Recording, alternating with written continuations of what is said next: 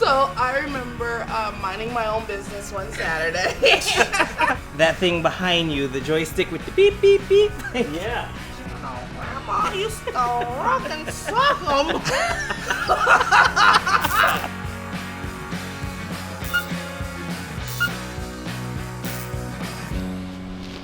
Thanks for hanging out with me. I dig it. I like it. Thank you. Yeah. How have you been surviving in here? It's pretty warm. It's a little cooler now than it was earlier. Oh, God bless you. We're doing good though. Look how Yeah. weird that looks. Oh my God. What is it? Nightmare fuel. It's Oh! it's pure nightmare fuel. Boy, you got an imagination. Yeah. The bees. Oh God, the bees. Ah, Wicker Man. Amazing. I'm so sorry. No, please. This is why it's all here. Like, we didn't bring all this stuff just to like sit here and look at. Right, I'm looking at the rock and sock. I'm full of merch.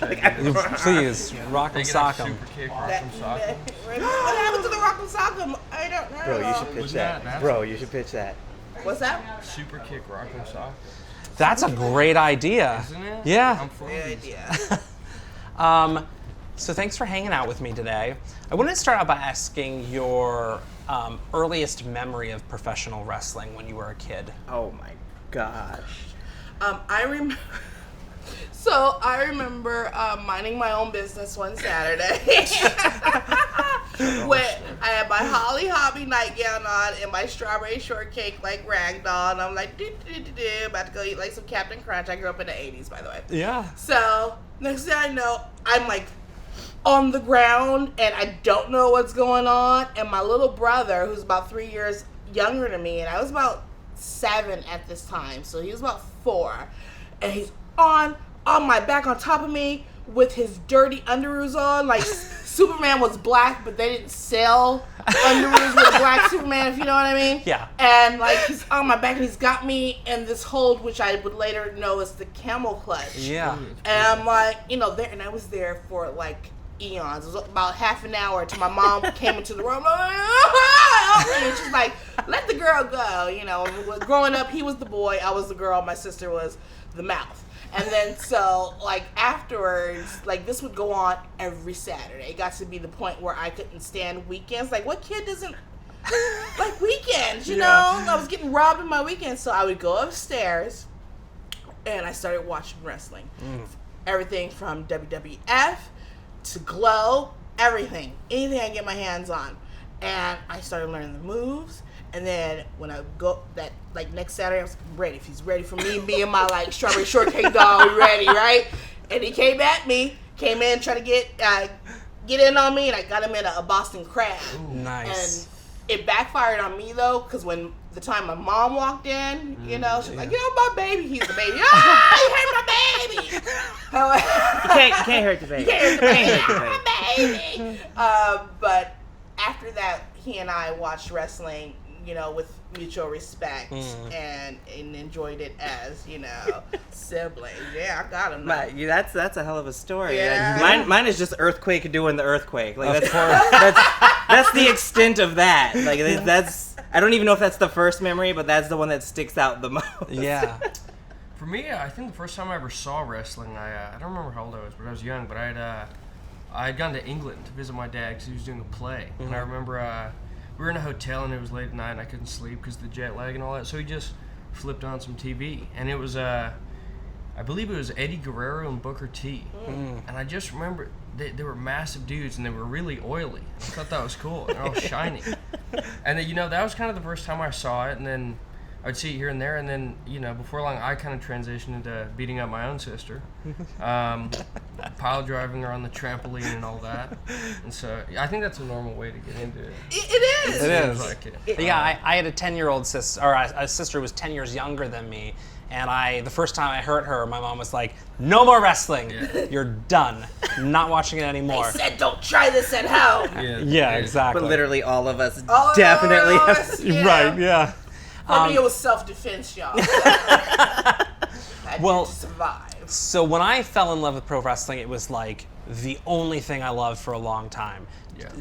Was it the same with you, or did you have other things, other shows, other stuff that you liked when you were growing up? I've always been a gamer, like that. So it's like the two kind of went hand in hand for me. And I don't know if there's a Venn diagram, if there's an overlap of where they come together. But gaming and wrestling kind of have always been my two passions. I mean, got a Zelda tattoo. Amazing. Like, you know, we go way back.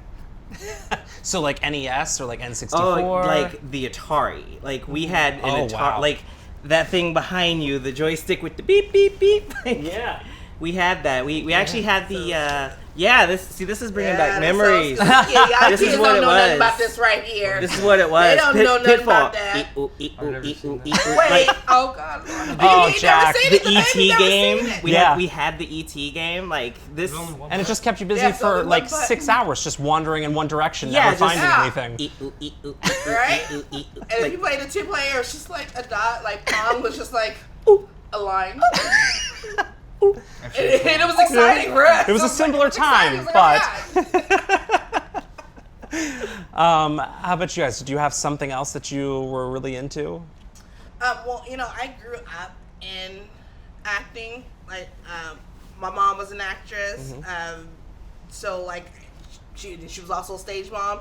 So I always grew up in a performance type, and I know, like, you can relate to this, always in a performance type setting. Yeah. So we're always putting on parlor like games or tricks or skits and whatnot. It was always something fun and kind of fun performance. So when I got older and kind of settled down, it was like I missed that part of my life of always just being like yay, and I was in a part of my life where it was like, gosh, I'm doing really good and I'm really young and I don't want it to be like over yet. I want to do something wild and crazy and get to tell like my kids and my grandkids, you know, Grandma used to rock and sock 'em back in the day. Jack? For me, for a while there, it was all wrestling all the time. That it kind of became my obsession. And you would not believe that, but I used to have a little John Cena flat top haircut. Really? And I got the jean shorts. Oh, tragic. Yeah, I have a school picture like that. But I was the first kid in like my school to get into wrestling, so it was like my thing. And I remember because I would have shirts of the guys on them, and everyone would be like, "Why do you just have people in their underwear on your shirt?" and it was a couple That's always years- the line, isn't it? A couple years later, everyone else got into it, and by that point, I was over it a little bit. So I was laughing at all them with underwear on their shirts. But yeah, for me, it just really kind of took over, and that was all about it. When you were kids and you imagined being wrestlers one day, I mean, I think all wrestling fans have that. They've imagined their persona, their wrestler name. I had a wrestler named Damian Starr. He was my guy. That's who I would be. But that's then a good name, though. Then I Yeah. never got in shape, and then I never became a wrestler. But what was your names when you fantasized about doing what you do? Well, every wrestler, it's a rite of passage for you to just do that self-indulgent, like, you know, character, you know what I mean? You gotta do that self-indulgent gimmick. Yeah. For most girls, even, almost every, you know, wrestling woman has gotten on her black spandex, you know what I mean? Yeah. And, you know, got not, like, Bustier. even Kong at the beginning, you know, I got out my black catsuit and I was Vixen. I was gonna scratch you in your everywhere. Jack, were you always Jungle Boy? No, actually, I guess when I imagined it as a kid, I just imagined being Jack Perry. And Jungle Boy was not my idea originally. And it came about because I used to be a big fan of Conor McGregor. Still am. I think he's cool. And I would always see he would like crouch, kind of like a monkey before his fights. I always just thought that looks pretty scary. Like I'd be freaked out if I saw this dude about to run over like that and kick my ass. So my first match, I remember I got super wet. I poured water all over myself, and it was way wetter than I should have been. So I was standing out there, and it was pretty awkward because I was freezing cold and I was wet, and I didn't know what to do. So I thought, I'll just kind of sit like Conor McGregor. And the announcer guy, he said, he's like, I have a nickname for you. And I said, okay, whatever it is. And he just said Jungle Boy right there in front of a bunch of people. And the first time I heard it, I was like, are you kidding me? I wanted to punch him in the face. I was like, this is probably the most embarrassing thing you could have done. Yeah. But, you know, then people started to like it, and I kind of started to catch on. So I kind of adapted to the name. And, you know, it's changed my style and my look, obviously. And I love it now. I'm glad it happened. Jungle Boy and his pet dinosaur Yes. is like the greatest. I'm all in, no pun intended, with that. Yes. Because your tag team matches so far have been incredible. Tag team and AEW, it's killing it. Yeah, I'm super excited to be part of this division because I mean you got the Young Bucks. It's insane. Yeah. So I'm glad I found a partner that fits and that we can be a part of it. Natalie, what was your dream persona when you were growing up? It's kind of funny what Kong says, because I was gonna be the bad girl. Like that was it. Just bad girl. I like drew up a logo and like the whole 9 yards and like was running with it. And then you start getting the video games. You have the creator wrestlers, and somewhere along the line, I got it in my head of being Destroyer. Ooh. Like that was the thing, because I thought I was witty with like. See what I did there? So. I just realized I don't know how to address you as awesome, as Kong, as Kia. as Kia. I mean, it goes. It's however you see me. Kind of like. I see you as awesome. What is it? I was watching Marvel. Was it Captain Marvel the other day? And Yeah. It's like the intelligence, presents itself as the way, So that's you. That's me. Yeah. Miss Awesome. As a star in Glow, which is fantastic, and you're incredible in it, what has acting, how has that helped you in the ring, if at all? I was in acting first, Mm-hmm. so I think that the fact that being a performer, kind of, because I had where did I start? I had a career that was accelerated, so I had to learn on the fly. And while in the beginning, especially since I went to Japan 8 weeks after I took my very first bump, while I didn't know how to wrestle really, I knew how to act like I could wrestle.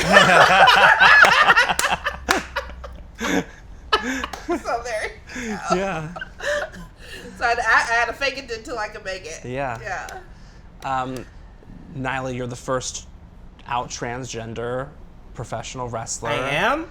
Yes, that's why decide to make that part of your life public, especially with as high profile as AEW is going to be? Why not keep that private? As silly as it may sound to you, I don't feel it's something that I can hide. Like I think it's, and I don't know how this is going to sound, but I'm going to throw it out there. Yeah. I think it's obvious to everyone, what my situation is. So why hide it? Why, and there's no shame in it. I'm not ashamed of who I am. The other side of that being is it inspires people, it representation matters. And I've said this before, it may not even have anything to do with the LGBTQ community.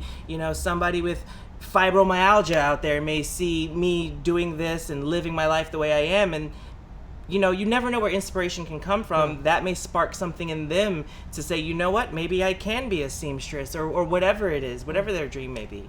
So it's important to me that while being transgender isn't a part of my character, it's important that the world knows who I am.